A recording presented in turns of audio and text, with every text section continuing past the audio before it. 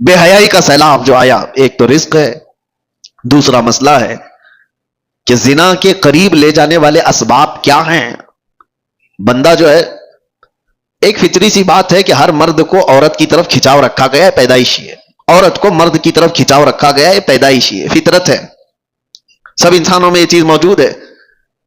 لیکن اس فطرت سے بھی بڑھ کر کے آدمی کب آتا ہے؟ اپنی ماں سے اگر کوئی بدکاری کر لے، بہن سے کر لے، بیٹی سے کر لے، تو یہ فطرت سے بھی بڑھ کر کے آدمی نے کر لیا، انسانیت بھی بھلا دیا.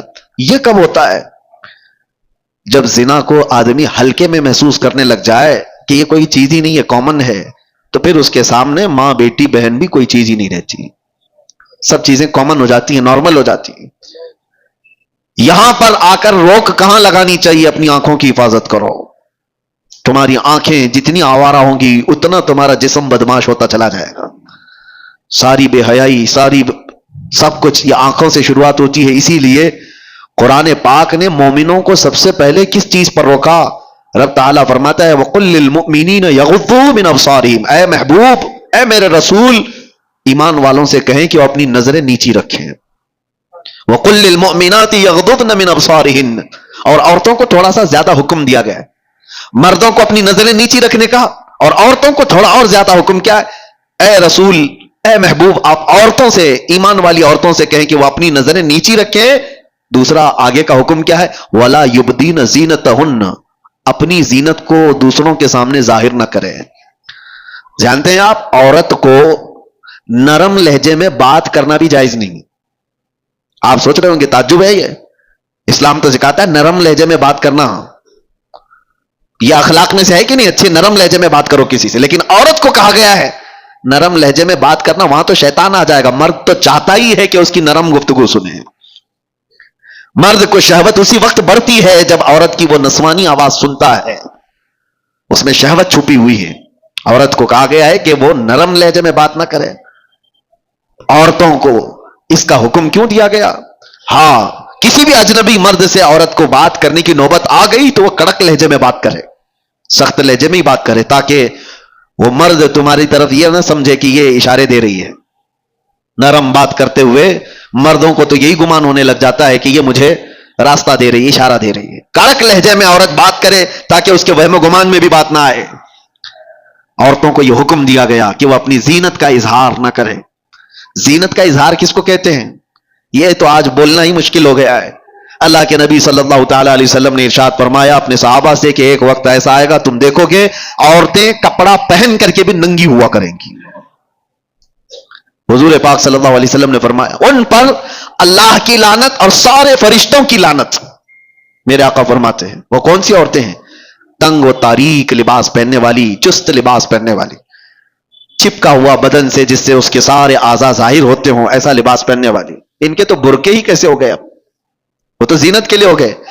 پہلے تو سنا جاتا تھا کہ نقاب جو ہوتا ہے، وہ حجاب جو ہوتا ہے عورت کو چھپانے کے لیے ہوتا ہے. اب تو حجاب اور نقاب ساری چیزیں دکھانے کے لیے ہوتی ہیں. اس میں بھی زینت کا اظہار ہے. حکم یہ تھا کہ باہر سے اگر کسی کی نظر پڑ جائے تو مرد یہ پہچاننے سے عاجز ہو جائے کہ یہ جوان عورت ہے کہ بوڑھی عورت ہے، اسے یہ پہچاننے کی تمیز بھی نہ رہے. اس طرح سے وہ عورت کو حجاب کا حکم تھا. لیکن عورتیں آج کپڑا پہن کے بھی ننگی ہیں. یہ زنا کے عام ہونے کے اسباب ہیں. جب اس طرح کی حرکتیں ہوں گی تو گھر محفوظ نہیں رہیں گے، کسی کے گھر محفوظ نہیں رہیں گے. نوجوانوں سے ہم تاکید تو کر سکتے ہیں کہ بیٹا آپ اپنی نظریں نیچی رکھو، اپنی حیا کا قتل مت کرو. ہم آپ سے یہ کہہ تو سکتے ہیں کہ آپ اپنے آپ کو کنٹرول میں رکھو. لیکن ان عورتوں کا کیا جو خود ہی ننگی باہر آ جائے؟ ایک نوجوان کہاں تک اپنے آپ کو سنبھالے گا، کہاں تک برداشت کرے گا؟ کیا اس میں ان عورتوں نے بڑا کردار نہیں ادا کیا ہے کہ بے حیائی کو پھیلانے میں، بچوں کے اخلاق کو بگاڑنے میں ان عورتوں کا کردار نہیں ہے؟ بہت بڑا کردار ہے. ہم دنیا بھر کی عورتوں کو کچھ کہنے جائیں تو ہمیں اب ٹون مارا جائے گا کہ عورتوں کے حقوق کا قاتل ہے، یہ عورتوں کی آزادی کے خلاف ہے یہ مولانا لوگ. دیکھو پورے جھنڈ کے جھنڈ حملہ کرنے لگ جاتی ہیں عورتیں. کوئی ایک بھی اگر ان کے لباس پر بات کرے تو ان کو ایسا لگتا ہے کہ سب کی سب حملہ آور ہو جائیں گی. عورتوں پر ہی بولتے ہو، مردوں کو نہیں بولتے. اسلام وہ ہے جو پہلے مردوں کی آنکھوں پہ پابندی لگایا ہے. لیکن اس کا مطلب یہ نہیں ہے کہ سارے مرد اپنی آنکھیں نیچے رکھ کر کے ہی جائیں گے. اور آپ اپنا جسم کھلا رکھ کر کے کہو. تو ان عورتوں سے میں کہتا ہوں جن کو ہمارے جملے برے لگتے ہیں، یہاں قانون بھی ہے، پولیس بھی ہے، ڈپارٹمنٹ بھی ہے، سب کچھ تو ہے گورنمنٹ کے اندر، حکومت کے اندر، تو پھر اپنا سونا چاندی تجوری میں کیوں رکھتے ہو؟ چوکھٹ پہ رکھا کرو. پولیس تو ہے نا، حفاظت کے لیے گورنمنٹ تو موجود ہے. لاؤ اپنی جویلری پوری باہر دروازے کے باہر رکھ کر کے آرام سے سو. آپ کو لگے گا نہیں پولیس تو ہے، 24 گھنٹے تھوڑی نا میرے مال کو دیکھ رہی. یہی ہم آپ سے کہنا چاہتے ہیں. نوجوان اپنی آنکھیں نیچی تو کر لیں گے لیکن 24 گھنٹے نہیں کر سکتے. تم اپنی حفاظت تو کرو، تم اپنے جسموں کی حفاظت کرو. اور جس طرح سے یہ عورتوں کو برا لگتا ہے، میں ان سے یہی کہتا ہوں تمہارے جسموں کو ہم حفاظت کے لیے کہہ رہے ہیں، یہ نہیں کہ کوئی یہ پابندی ہے، یہ کوئی قید ہے. کس نے کہا کہ تم کو قید کرنا ہے؟ اگر عورتوں کو قید میں رکھنا ہوتا تو ہماری آدھی شریعت ام المومنین عائشہ صدیقہ سے نہیں چل رہی ہوتی. سیدتنا عائشہ صدیقہ رضی اللہ تعالیٰ عنہا کے بیان کردہ حدیثوں سے آدھی شریعت ہے ہماری. آپ کو کیا لگتا ہے عورتوں کو قید کیا گیا ہے؟ عورتوں کو قید نہیں، عورتوں کو ان کے مقام پر رکھا جا رہا ہے جس کے وہ حقدار ہیں. کبھی آپ یہ سوال کرتے ہیں کہ خانہ کعبہ پر غلاف کیوں چڑھایا جاتا ہے؟ اس لیے کہ وہ مقدس ہے. قرآن پہ غلاف کیوں رکھا جاتا ہے؟ فرق کرنا ہے کہ وہ مقدس ہے. یہ تمام چیزیں کیوں رکھی جاتی ہیں؟ کہ ان کا تقدس برقرار رکھے. عورتوں کو اسی لیے پورے لباس کی بات ہم کرتے ہیں کہ ان کا تقدس برقرار رہے. ننگی رہے تو ہر ایرا غیرہ نتھو کھیرا دیکھتا تو رہے گا ہی. لوگوں کی شہوت پر کسی کا کنٹرول تھوڑی نہ ہے. کتنوں کی آنکھوں کو ہم بچائیں گے؟ یہ بے حیائی کا جو دور دورہ ہے اس میں یہ سارے اسباب ہیں.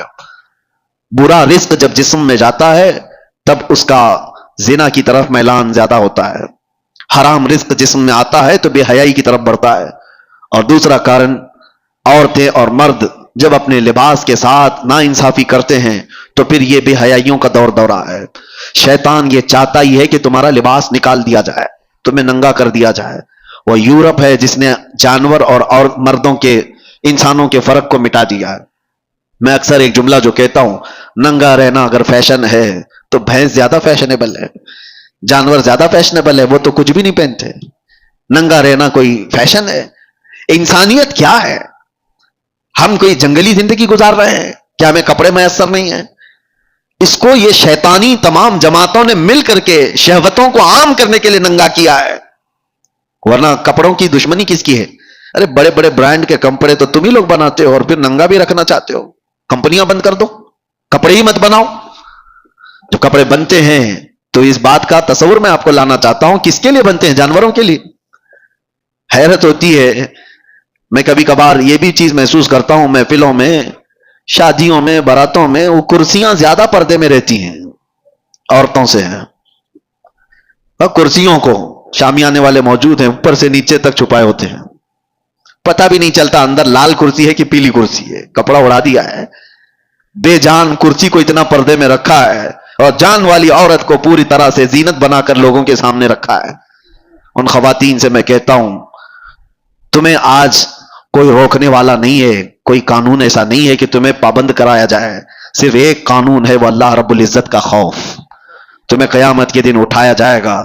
میرے آقا صلی اللہ تعالیٰ علیہ وسلم نے فرمایا معراج کی شب میں نے جہنم میں اکثر عورتوں کو دیکھا ہے. ان کے عذابات کا بھی ذکر فرمایا. ان میں سے ایک عذاب کا ذکر میرے آقا نے فرمایا کہ عورتوں کو بالوں سے باندھ کر کے سزا دی جا رہی تھی اور ان کے بالوں میں پیپ اور خون بھرا ہوا تھا اور فرشتے ان کو دردناک اذیتیں دے رہے تھے، عذاب میں مبتلا کر رکھے ہوئے تھے. پوچھا گیا کون سی عورتیں؟ کہا گیا کہ یہ اپنی زینت کا اظہار عوام کے سامنے کرتی تھی، یہ بے حیا باہر آیا کرتی تھی. تمہیں اسلام نے جو عزت و وقار دیا ہے اس عزت و وقار کے ساتھ رہو، ورنہ معاشرہ بہت خراب ہوتا جا رہا ہے.